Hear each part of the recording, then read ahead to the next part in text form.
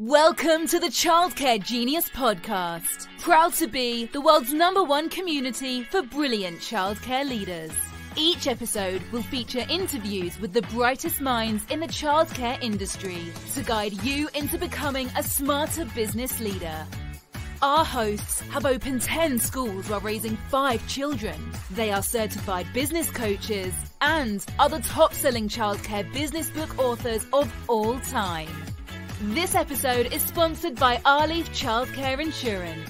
Give Blake a call at 972-232-2258 to get a free quote on childcare business insurance today. Let's welcome to the Childcare Genius Podcast our hosts, Brian and Carol Dupre.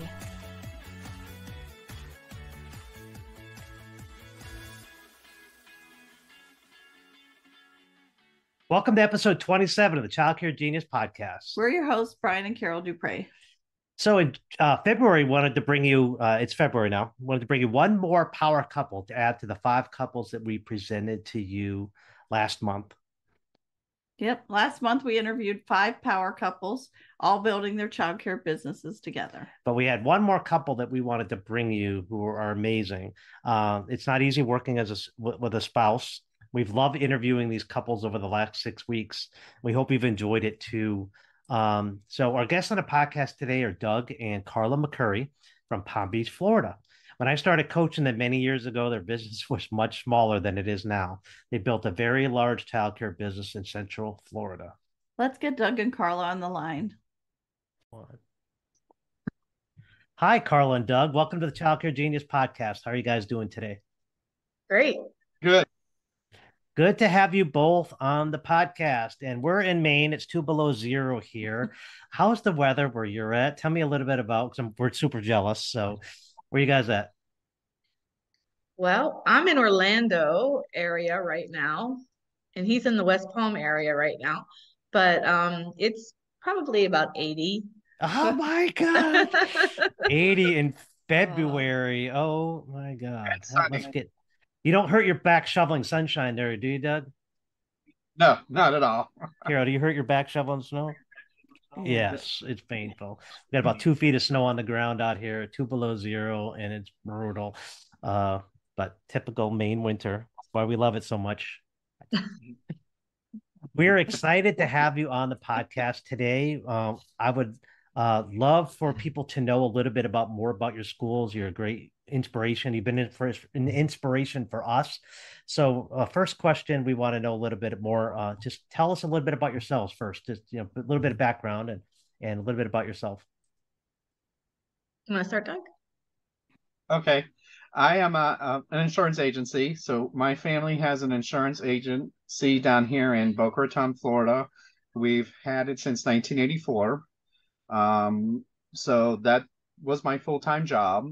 And in about 2007, or maybe a little bit before that, Karla came to me, and we had just moved, and she was telling me she was having a very difficult time finding a childcare center.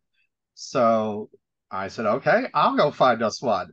So I think I surprised her, because I called her a couple months later and said, listen, we need to walk through this childcare center because I think we're going to buy it. And she can tell you the rest of the story. That's interesting. Really, when I went to say I couldn't find child care center, it was to enroll my children in so that I could go and work as I did for the school district as a speech pathologist. I didn't mean I wanted to own a child care center. That was the last thing that was on my mind. Fast forward, he got his way, and I got thrown into the business of childcare, and I'm still here. Wow, that's an interesting story. Very seldom does it happen that way. That the husband talks the wife into this is what we're gonna do. I know one of my coach, Lisa Giancarli, that's how she got in it as well. The husband's like, hey, I'm buying this building, it's got a daycare in it, and there you go, it's yours now. And it's funny how that works, and a little bit different. So awesome. So can you tell us a little bit more about your schools? Yes.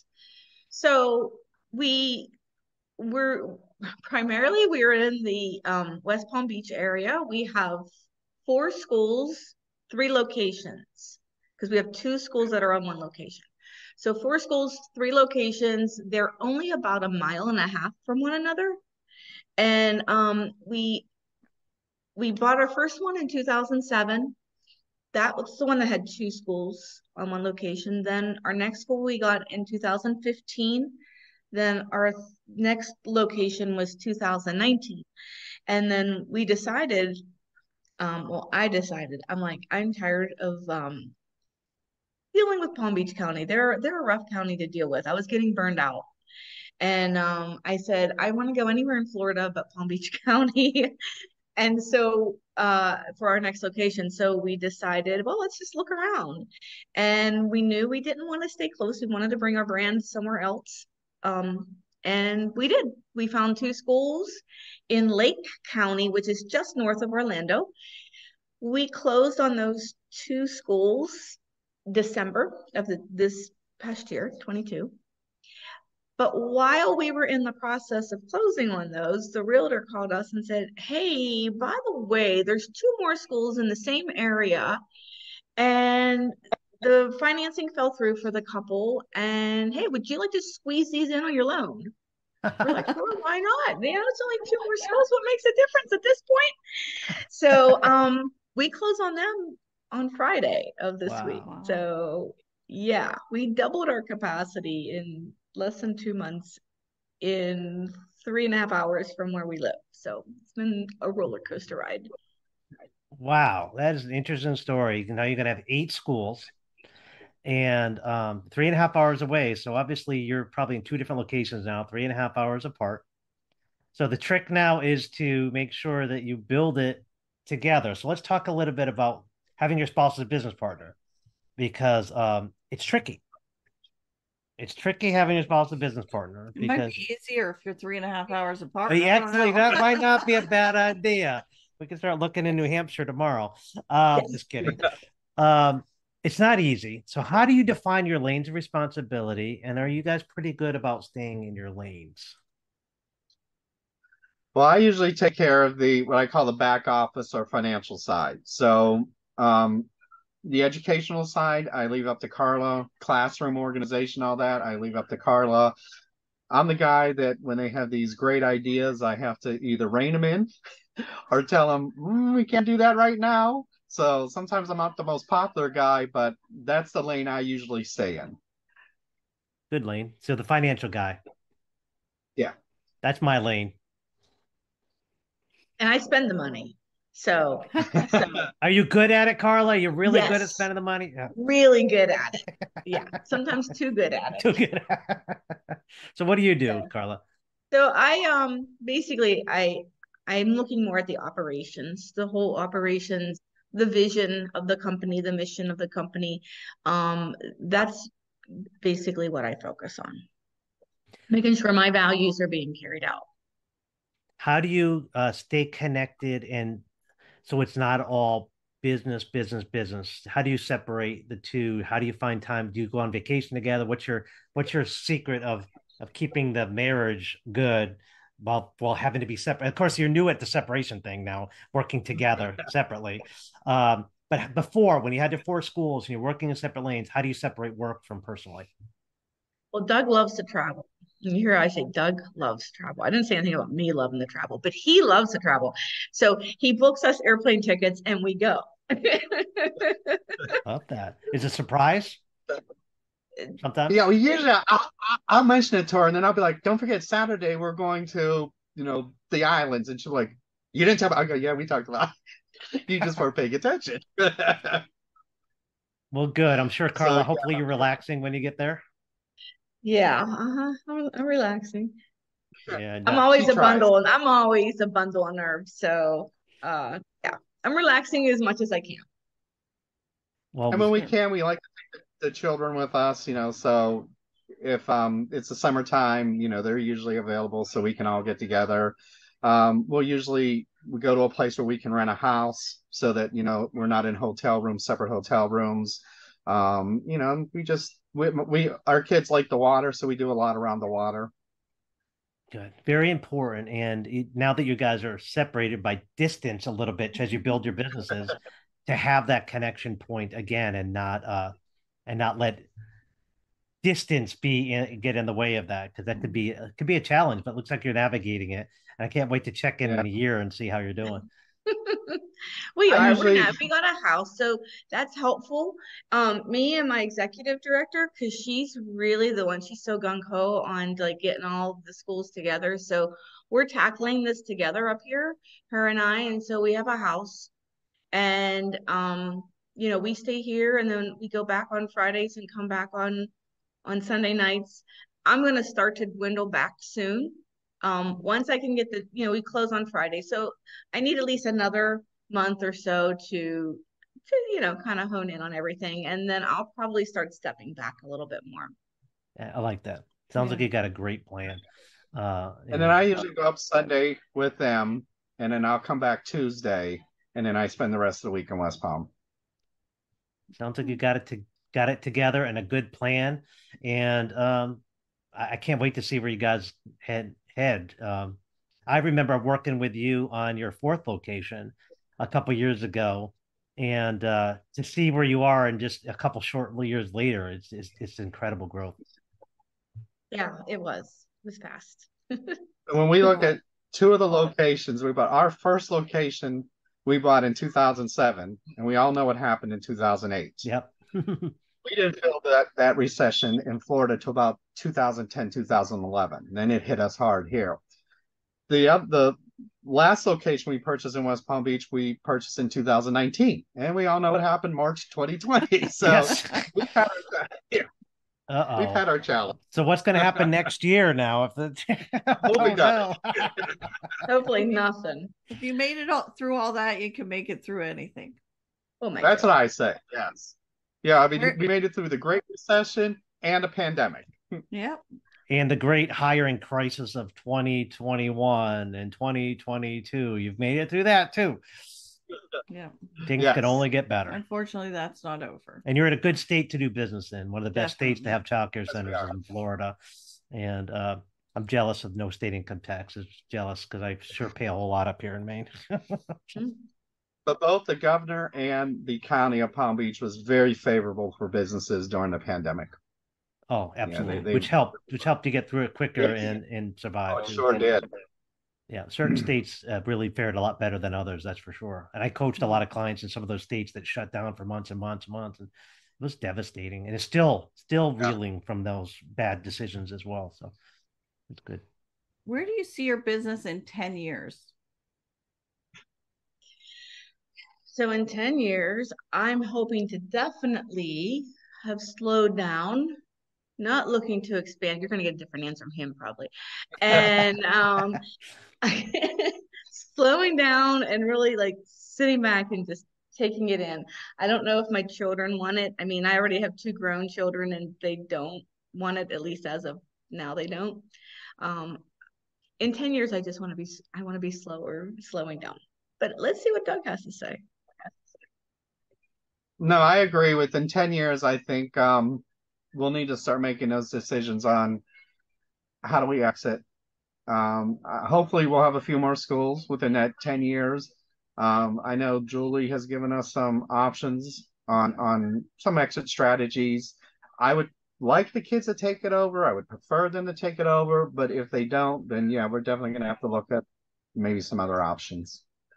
So I know it's something we teach in our Child Care Genius University, and something that Carol and I practice and preach. And I know, Doug, you and I are on the same page about owning real estate and owning your own buildings, and using that as part of your exit strategy, having that as a passive income source. Whether you sell the business or give it to your kids, the passive income is going to come from the real estate. That's your retirement, as I call it, retirement bank. And Social Security is not going to be there for us. That's going to be your money that you're going to be able to live on. Talk a little bit more about the importance, because I know you bought your first building and you bought every building along the way. Why did you make that part of your strategy, and do you think that's important? I thought it was very important, because I always said, if for whatever reason the childcare business just falls apart, you have a tangible asset you can touch. There is something that will always be there to sell. In South Florida, real estate is phenomenal. I mean, I always say, as long as the sun shines, somebody's going to want to move to Florida. So it keeps your real estate down here very valuable. And as we're going through this process, we were just at a conference over the weekend. We met with a guy who does transactional sales for childcare centers. And he said, someone like us, we have a lot of options. One option is we could sell the business and maintain the real estate and collect rent. Yep. He said we could wrap all the real estate up, sell it to a REIT, and we keep the business and manage the business, or we can sell everything altogether. He said, so when you have that real estate portion, there's a lot of different options you can look for your exit strategy. Love that, love that, love that. And, especially what real estate's done the last few years, if you think about the properties you bought in the 07 and 19 and stuff have appreciated significantly. You have equity built in, equity that you could borrow against for future expansion. I mean, there's so many different options. And Carol and I, we've branched off outside of commercial into residential just to expand our portfolio. Do you stick with the commercial, Doug, or do you do anything else in real estate? I mean, we have some personal real estate, but it was purchased very specifically. We have a condo unit that we own that my daughter lives in. I have another condo unit that we own that we let our executive director live in when she's down here in West Palm Beach. We have another condo unit that we moved Karla's dad from Pennsylvania down here 2 years ago. So we have a condo unit that he stays in. Then we have our primary home, and then the home we just purchased in Orlando. So you have some, that's good. It gives you a little bit of, I like diversification, not all eggs in one basket. And people are thinking, why, if you have your childcare business, why would you want other real estate? And the secret simple is, childcare industry is very subjective to government regulations. We don't know what the federal government could do with childcare. So we're teach from the beginning to be diversified, either in other businesses or in real estate, to have something to fall back on should the childcare industry fall to, look what it's done in Canada. Canada has taken over the childcare industry. It's really hurt owners. It's really hard to run a business in Canada right now. We work with some clients up there. Congress could easily make universal childcare, and it really hurt the childcare industry. We just don't know. Not that I like to keep negative, but by diversification, we protect our interest long term. So that's important. So what advice would you guys give as a couple who've done this for many years? 07, you're in 15 years. You're pretty darn good at it now. You run a multi-million-dollar business. There are couples out there, there's individuals that are struggling in childcare businesses. Think of the days when you started struggling early on, because I remember you spent a lot of money on your first location. So, probably was some struggles in 08. What advice would you give to those people right now that might be struggling? Well, one thing that we definitely learned is our first center we bought at full capacity at a top premium price. Now, I always said maybe we had to do that because we didn't have childcare experience. So we really needed something that was running well so that we could learn from that. But there was no room to grow. I mean, it was there. It was at capacity. We paid top dollar for it. Moving forward, we now buy only underperforming schools. So we look for the schools that we have room to go in there, make changes, and grow. Most of the schools, or I shouldn't say most, all the schools we purchased after our first one, we bought for the appraised real estate value only. So that has been helpful too, because once we go in there and fill the schools up, there's a lot of potential for us to increase the value of that property. One thing that I can say that's important is that everyone stays in their lane. And I know it's not easy all the time, but if everyone stayed in their lane and did what they are good at, I'm not good at classroom management. I'm not good at dealing with the staff. So for me to go over there and try to do that, I would just make a mess of it. So I know my lane is finances, negotiations, mergers. That is the lane I stay in, and I let them handle the rest of it. You need to have people around you who can fill in on those weak spots that you have. Absolutely. What about you, Karla? What advice would you give? So I would piggyback on what he said. Buying at a premium really hurt us because we couldn't make ends meet.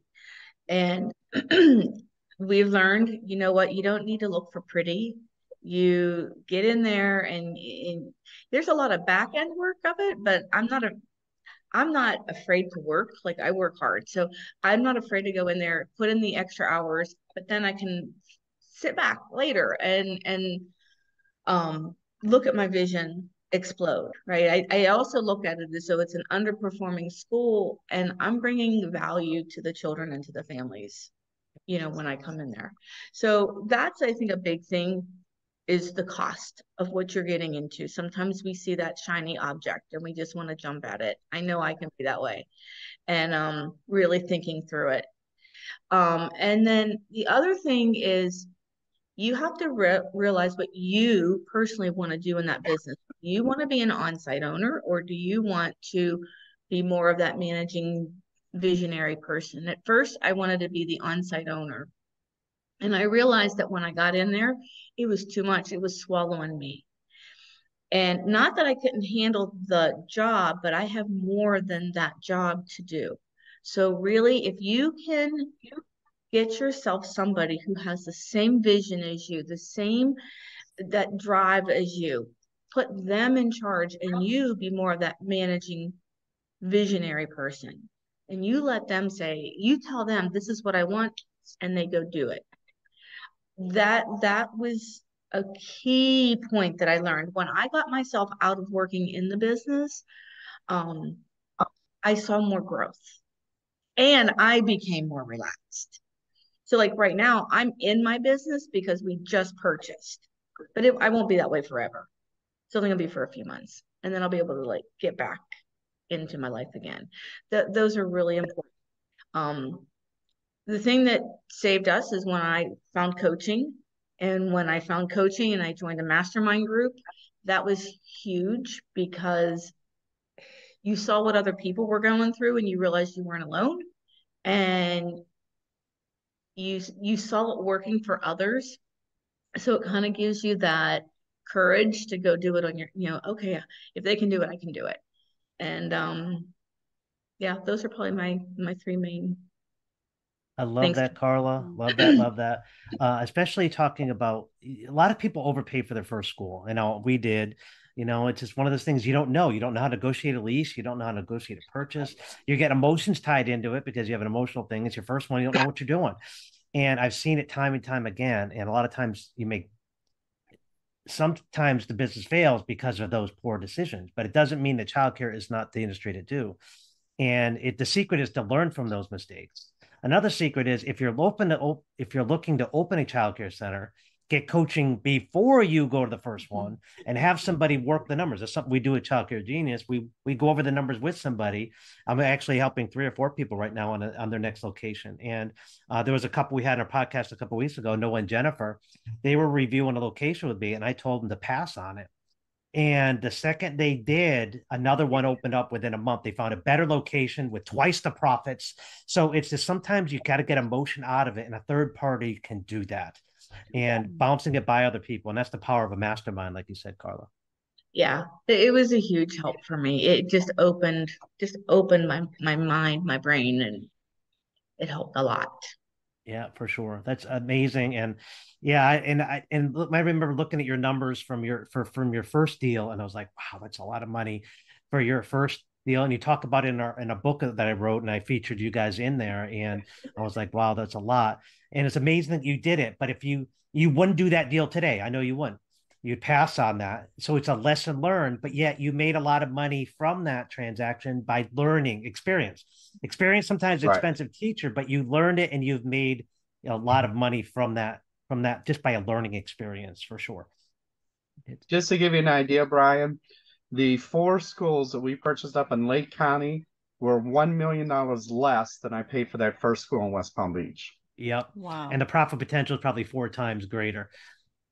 Yeah, exactly. Yeah. And again, it's one of those lessons learned. Experience is a good teacher, but wisdom is better than experience. Wisdom is learning from the mistakes of other people. Right. So that's why we do this podcast. So you could talk about the mistake you made, which you've learned from, which you've benefited from, that keep other people from making that same mistake. Be careful about that first location. And Doug, talking about room to grow. you buy it top dollar, you know what the max profit you can make in. Is it cooked right in? You're at max Right. profits from the beginning, and you got to make that work, and you've got to maintain. If you buy one at 50% or 35% capacity, you can only grow up, and you're at bottom, you're scraping. And also the sellers are going to be more motivated. You get it at a much better price. Never want to pay top Right. dollar. Let somebody else Right. do it. Like I said, the ones in Lake County, we purchased for the appraised real estate value only. So the business just came along with it. So there is some cash flow up there. So I mean, it will help with some of the items. We know we're gonna have to put money in there because there's remodeling and Yeah. cosmetic work we want to do, plus just getting our name out there to grow. But we have the money to do that now. Awesome. And I know you're Palm Beach Preschool in Palm Beach, but do you have the same name up in Orlando, or do you going to be changing the name, or you can't reveal it yet? No, we changed. Oh Or no, we're working it. No, we changed the name because I thought, as a marketing like a strategy thing, bringing Palm Beach up to Lake County, the cultures are so different, and I Yeah. thought that could actually hurt us having that name. So, our new name is Amore Learning Academy.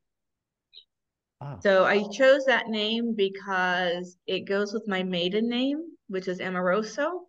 And our curriculum is built around social emotional learning. That's our key of our curriculum. And we have a big heart in the center of our logo because we kept the same logo. So the logo and the colors, all that's the same. It's just the name. So that's where we came up with the name Amore Learning Academy. I love that. And it goes to show you that businesses evolve over time. Yeah. And it makes sense. And I was just curious. We hadn't talked about that before. I'm just thinking, how did they took Palm Beach Preschool into Orlando area? No. But I know banks do it. Banks. We have Bangor Savings Bank, and they're outside the whole state of Maine. So I guess that could happen. But I like the way you did it. That's a good idea. Yeah. Sure. yeah, and that's the name we'll be using for any expansion outside Palm Beach County. If we get a school in Palm Beach County, we would use the Palm Beach Preschool name. Otherwise, that's the name we're going to use. Love that. Yeah, I love that. Good job. If you don't mind sharing, what business goals do you have for 2023? For me, it's just getting these schools up and running, getting fully staffed, getting to it, a good 90% capacity, or 100, not against 100, but just getting these schools up and running and going well, that I can breathe and sleep at night. Yeah, I think that just getting these schools incorporated into our corporate structure. I gotta say, buying 4 schools at one time is a challenge. It's a little more challenge than we had initially anticipated, but we're working through it. Probably for me, we'll be looking at diversifying our portfolio. We'll be doing some multifamily investments, as well as I was just in Houston yesterday, and we had a person speak to us about carbon capture credits, which is very interesting. And it's almost a way to you can't completely wipe out your income tax that you earn, because the government is so hyped up now to be carbon free that they are giving you an extraordinary amount of credits if you invest in these carbon free companies. And so that's something that we'll also probably be looking at this year. Interesting. All right. Well, you guys are amazing business owners. You've come so far away. I can remember coaching you a couple of years ago, Karla, and you just seemed like you were just getting your feet wet now. And just look at you now, and you are you're becoming a huge, building a dynasty in childcare. And I'm just so darn proud of both of you.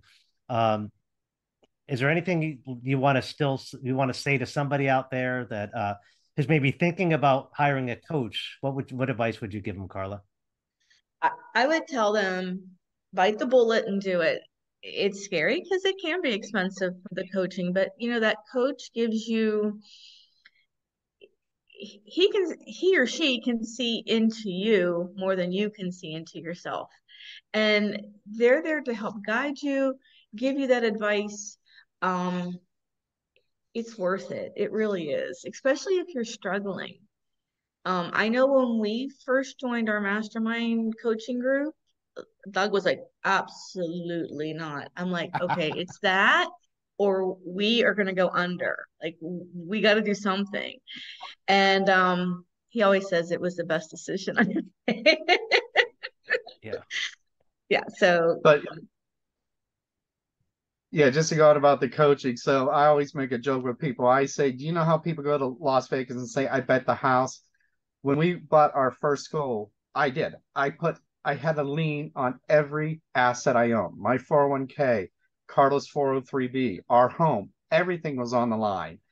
So when we were, going through that rocky period, Carla came to me and said, I think we should go to this seminar. And I'm like, oh, this is a scam. But I'm like, if you want to go, we'll go. So we flew out to Phoenix, and I was convinced after. I'm like, yeah, maybe this will work. And within that year's time, we had paid off $86,000 in credit card debt and purchased 2 buses in cash. Yeah. It worked. Way to go. And you know what's funny is when you're all in like that, and I call it all in, that's a poker term. You've got everything on the line. You find a way to make it work. Yes. When you have everything on the line, there's a choice between living in a mobile home park with no money and your car's repossessed, or figuring out how to do it. You figured out how to do it. And you know what happened during the pandemic? Between March of 2020 and for the first 6 months after, we became the most creative industry out there to try to figure out a way. Our creative juices were flowing, and we all figured out how to survive during that time. But right now, things are starting to get comfortable again. We start using that creative part of our brain, and we're in the status quo phase. And it was when the creative part, like you had to be, you're creative Right. when everything is on the line. You found a way to make it work.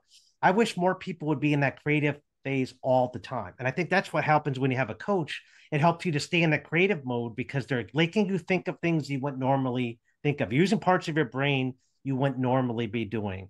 And realize that if coach doesn't know everything, but if you put your 2 heads together and you put a mastermind with a bunch of heads together, the common group knows more, has the answer 100% of the time. And there's power in numbers, as John Maxwell says. So we got one final question for you guys. What is your favorite relaxing activity to do as a couple? Doug likes to travel, that's what we end up doing. But when we're not traveling, before COVID, we would go to the movies like every week. We went to the movies. Now he's like all upset because there's not many good movies out anymore. So we just kind of like plop on the couch and make our own movie with Netflix, right?